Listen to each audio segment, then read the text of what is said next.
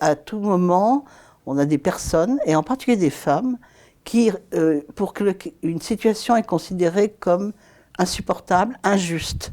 Et face à cette injustice, on met en œuvre des actions ou des propos qui dénoncent cette injustice et qui disent que même avec des actions qui sont illégales, mais qui apparaissent comme légitimes.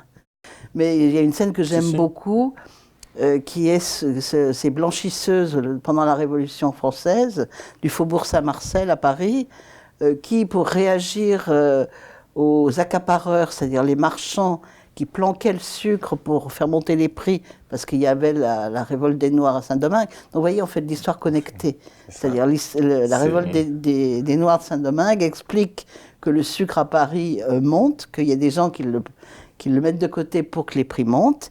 Et elles vont dans le dépôt de sucre, enfin elles prennent d'assaut le dépôt de sucre, en tout cas les chariots qui partaient du dépôt de sucre, elles mettent une balance au milieu de la rue et elles vendent le sucre au prix qu'elles estiment juste, c'est-à-dire qu'elles ne le volent pas, elles ne le détruisent pas, elles le vendent au prix qu'elles estiment juste voilà, pour éviter que le prix monte.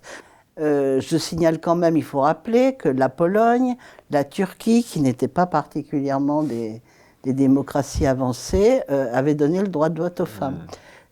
Pas la France. Et pourquoi? Le Sénat refusait. La Chambre des députés donnait le droit de vote, et chaque fois c'était refusé par le Sénat. Et le Sénat, pourquoi? Avait une majorité encore jusqu'en 1936 au moins radicale, et donc avec l'idée que les femmes allaient être menées par leur curé, donc ils étaient très radicaux laïcs, et allaient être menées par leur curé, voteraient comme leur curé, donc à droite. Donc on ne voulait pas donner le droit de vote aux femmes.